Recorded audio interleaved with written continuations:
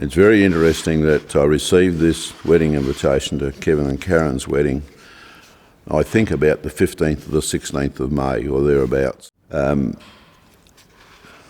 We had arrived at the firebase Coral on the 12th of May and got involved in a really heavy firefight for about 2 or 3 days. But this was so surreal that it just arrived in the post and was distributed out to the troops there. It had been raining very, very heavily. Their pits were full of water. We were pretty dirty and pretty knocked up from some heavy fighting. I remember the rockets by the dozen going straight over our position into the headquarters behind us.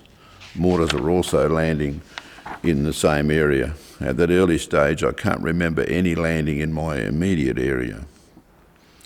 Yeah, that was something that we weren't prepared for. And if they tried to train us for that in Australia, where you run up and to a machine gun firing and try and communicate with the guy alongside you, but when you have that cacophony of sound,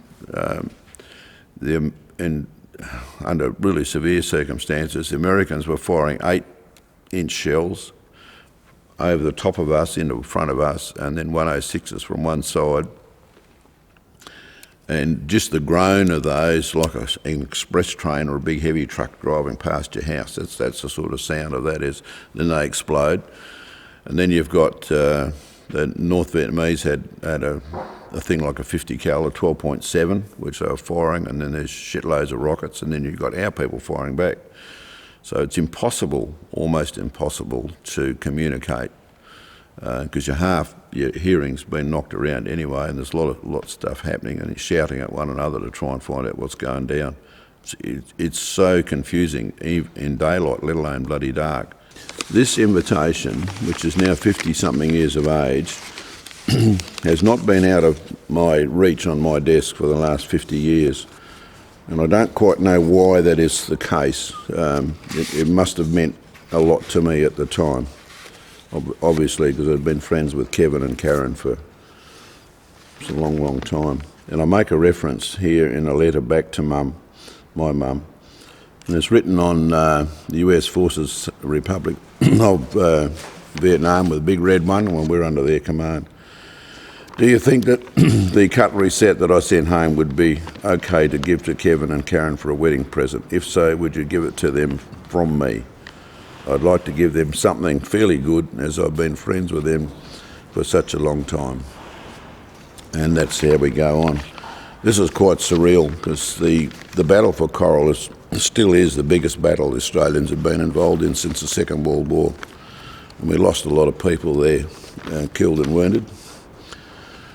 And I think, without trying to analyse it too much, that is why I've kept this for so long. All right, there's a couple of things that I doubt if anybody's ever forgotten from Coral. So said before, we're under severe attack.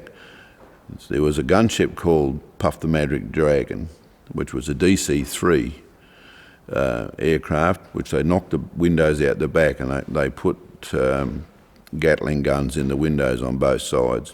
I don't know how many Gatling guns, but there was a number of them. And the way this thing worked was it would come in very, very slow, probably at stalling speed, tip up on one wing, and then they would hose the ground down with these Gatling guns with 100% tracer. And it just looked like a huge fireman's hose. And they said they could put a round into every square metre over probably 50 metres wide and 300 or 400 metres long. And that was to keep the other side's heads down while they did. And it was an awe-inspiring sight. And it must have been terrifying for the people on the ground that they were shooting at. And be very careful that they knew what they were doing and they didn't get us, because they were only a little short distance out in front of us. And the other one is the Americans had a system which they called trawling. And that is a helicopter would fly along very slowly with all these lights on, landing lights or revolving lights, whatever, to draw flyer off the ground. And we witnessed that, a anti-aircraft gun firing at the chopper. But what the anti-aircraft gun didn't know is up there, several thousand feet up, was a Cobra. American gunship circling, and when he could see that, he came down in a 200-mile-an-hour dive, straight down. So you've got this ack firing up, and you've got the American firing downwards, and you've got a lot of courage to do that. And then the bottom one went out like that, so he'd taken him out. It's extremely dangerous and highly courageous, or stupid, don't know. There are two things that sticks in everybody's. There's nobody that was there who would ever forget any of that sort of stuff. They're highly courageous people. So what the mortars do and what the aircraft do, specialised aircraft, is fly and they drop parachute flares all the time for hours, so that you're constantly in a bath of moonlight, fairly good moonlight too. But it's still very, very difficult. So that's where you come into the hand signals, and we used in the bush in the daytime, we used only hand signals, no speaking. So if I want to see the boss, that means come to me, Lieutenant or Sergeant, come to me, machine gun, and so on. You've got all those hand signals. There's no speaking. Enemy, friendly, sit down. Stand up, come this way, all those sort of things. And you simply cannot communicate in the heavy, bloody fighting. You just can't. It's so bloody difficult. And that's why it gets so confusing, where it's so easy to run one into the other and shoot somebody who's even on your own side, because you just don't recognise them in the heat of the moment. And we've all been there, very close to bloody knocking over somebody you shouldn't have done, because very low light in jungle, very low light, and then it rains, so you're drenched, so you're all the same colour, except that we're taller and generally a bit bigger than Vietnamese, so you can tell the difference, of course. But at 20 metres, at 10, 15 metres, which is a fair way in the bush, that's a fairly long shot. You're face-to-face encounters mostly. So it gets pretty scary, and the bloody understatement of the year. But the forward scout took the brunt of that. I was never, I only occasionally was a forward scout. I'm the wrong shape, size and ability. My abilities were elsewhere. Yes, the noise is something that you hard to get used to. And I've been rendered partially deaf by a claymore mine. I got the backblast of a claymore mine, and probably for an hour or so, I didn't hear very much at all. But that'd be pretty common too. Hand grenades, close hand to you, they make a big bloody noise, and you get the concussion. And I've recorded here when the B-52s, when we come out of that bunker area, it was very, very difficult. We got out of there and we just couldn't get it in there. So they brought the B-52s in, and I remember that they were probably 2 kilometres away from these bunkers where the 52s bombed. Whilst the B-52 strike was on, the ground shook all the time, with the dirt falling into our pit, and the long grass in front of me could be seen waving gently. We went through this area later. It was where we had fought alongside the tanks. The area was completely destroyed, with huge craters up to 10 feet deep dotted all around. There would have been no chance for anybody in that area. So yeah, that's for the other side. I've seen people coming out of the area that have survived the NVA, and they're completely freaked out. They're non-compass. And that is not to do with them being frightened, which they would have been, or that is to do, it is now shown, that is concussion of the brain. And so shell shock from the First World War is actually a physical injury. It's not a mental injury. That's now known to medical science. That concussion, and I'll recall, you get that concussion, that air pressure backwards and forwards, and which affects your brain, sometimes permanently. And that's why they don't recover from shell shock, where it was thought that was a mental, some sort of mental weakness, but it's not. It's actually a physical injury. Nobody quite knows yet why I might be affected and you might not be affected. Nobody quite knows how that works. We were going out on a listening post, and we'd been under severe attack, and we'd lost quite a few people. So we're a bit down in our numbers, and we weren't all that happy. So these listening posts were put out at last light. Nobody liked them, as they were several hundred yards from the front line, and the enemy could easily have slipped between us and the front line, and we'd have to fight our way back in the dark.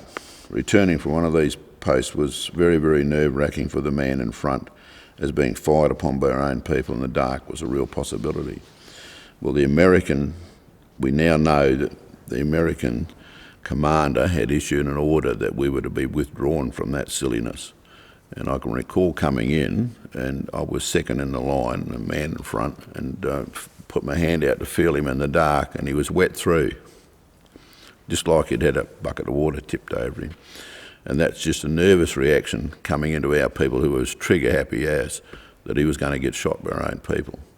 And he was fully traumatised, poor sod.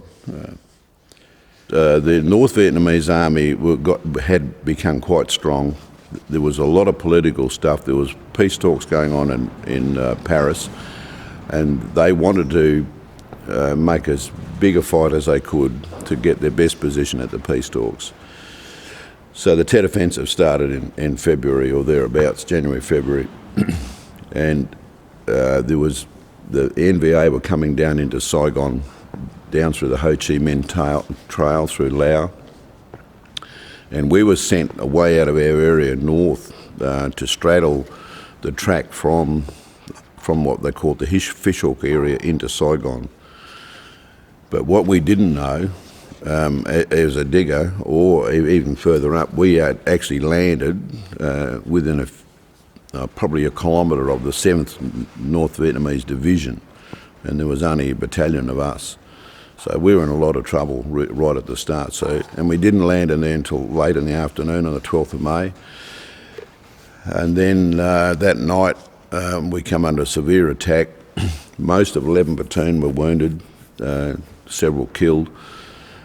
We were in a lot of trouble, but the guns were in a big lot of trouble. The North Vietnamese headed for them and overran their position, and they actually fought them. They did fight back and got no recognition of it. And I've written somewhere in there that that's an absolute bloody disgrace to this day, that the gun sergeant fired 80 rounds over open sights. That is just looking down the bore of the 106 howitzer, taking these people out. Because if they hadn't recovered those guns, we wouldn't have survived that night either. We needed that artillery support, which they were able to provide for us. The entire mortar team was lost, and they recovered 4 of the guns out of the 6, and one of those guns is now in the museum in Canberra, and that was the one that the Vietnamese actually had turned around to use on us.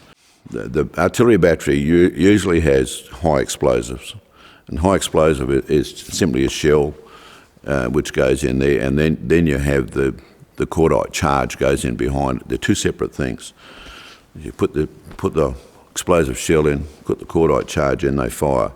And so you want to fire over 5 kilometres or 3 kilometres or 2 kilometres, whatever it is, the charge determines that. In this case, the North Vietnamese were right on top of them, and in big numbers, just screaming horde attack, as they call it.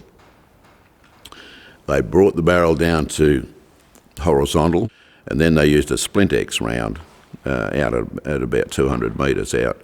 And the Splinter X is, instead of having a high explosive, you have quite a big charge in there, which explodes, and it has little pieces in there like nails, about a 2-inch or a 50mm nail, maybe a couple of millimetres across. It's like a dart. And there's thousands of those in the shells. They explode, and they do a huge amount of damage to massed people. And they fired those and kept the other side off and killed a lot of people there.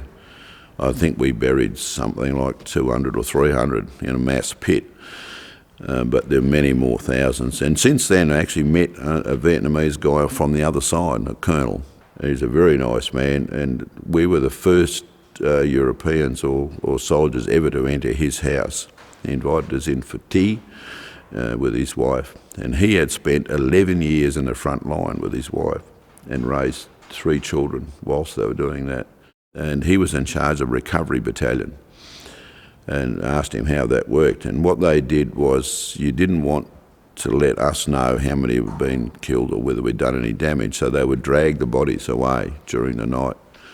And how they did that, he explained, a short piece of rope, about half a metre long, and it's got a hook on the end like a meat hook. And you hook that under the rib, and you drag that person away to somewhere to hide them or bury them yourself, and so that we didn't know. And you could see all those drag marks and blood and stuff in the morning after when we do a clearing patrol. That had to be a particularly nasty bloody job to do. These are disciplined soldiers, very neat and tidy, pits are all square, nicely looked after, no rubbish, and there was a hell of a lot of them. So we knew there was a lot of people. When you come across a track in the bush where troops use, they're generally a bit like an animal track. They're quite small, bits of leaves and stuff on them. When we come across the track here, this was as wide as 2 men, the track, and it's as smooth as that floor. So there's a huge amount of feet going over that. So we knew we were grossly outnumbered. We think that we were attacked by at least 2,000, maybe more people, and there was only a couple of companies of us at the time. So yeah, they were disciplined, and then when you go to pick up a body, a proper uniform, green uniform, pants, shirt, hat, proper webbing, pack, good boots, and almost every one of them had a Klaus-Makoff or an RPG-7. So this was a professional army, whereas the Viet Cong were generally the local militia, different story, poorly armed, not very well trained, and not really committed to anything.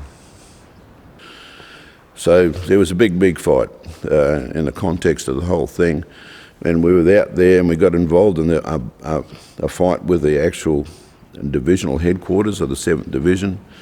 And they pinned us down there for hours, and we were not able to go forward nor backwards, and they sent the tanks in to get us out, the Centurion tanks. And I make reference to that where not the driver's fault, but one nearly ran over me, and he just couldn't see where he was going. It was extremely thick bush and jungle, and they were using canister rounds, which just takes out about 1/4 of an acre at a time, so they could see. And I managed to get his attention, the driver and the gunner, because I thought that they actually had shot my section out. We came back into the camp every 22 weeks maybe. Coral was the longest one. I think we were out for 5 weeks. No, of course you didn't take your clothes off, so you're pretty dirty. And you're getting back to the minimum. You don't wear any underclothing, no socks, and just your pants and a shirt. That's all you needed. Long sleeve shirt, button down, hat, boots, and that's all you take. And the rest of it just is equipment. That's the way it is. And then once you go back to your camp, you're there for 2 or 3 days, and that's really just to resupply and have a wash, put some clean clothes on, write some letters home, resupplied to go back, constant patrolling. And then gradually we got on top of them with the overwhelming support of the Americans, with the artillery and airstrikes. Constantly, all night, was aeroplanes. Their firepower was enormous, and they just expended as much as that firepower as they possibly could, whereas our people were quite disciplined about it. You didn't fire at anything unless you actually knew what you were shooting at, and you have to be quite disciplined about keeping the fire low, because if you go into a battle zone afterwards, you'll find bullet holes 30, 40 feet up in the air, and bits off trees up quite high. And that was, Kevin asked the question about the North Vietnamese army. When we got pinned down with them in Coral, in the bunker system, they kept everything down close to the ground, so you got bits of chips and sawdusty stuff and bits of leaves coming down on top of you all the way. And they didn't shoot high, they shot low. And they were very disciplined people, and that's how you're supposed to be. General Westmoreland, who was the general commanding officer for the entire American forces in Vietnam, visited there. The Americans had 4 or 5 goes at putting that particular firebase in, and had lost it again, and we maintained it. We stayed there and hung in there. So 50 years afterwards, the Australian government have now issued us with a unit citation, which I have. It's a little badgy thing that you wear in recognition, but it's unfortunate. I mean, so many of them have died since then, so that they never got that recognition, which they should have got. Because some of them, like the artillery unit, didn't get anything at all. And without that artillery unit hanging on to their guns and being engaged with hand-to-hand fighting, we probably would have got taken out. Nobody knows that. No, they got nothing at all. Not a single gong to any of those artillery guys. Not one. And that's a bloody disgrace. Absolute disgrace.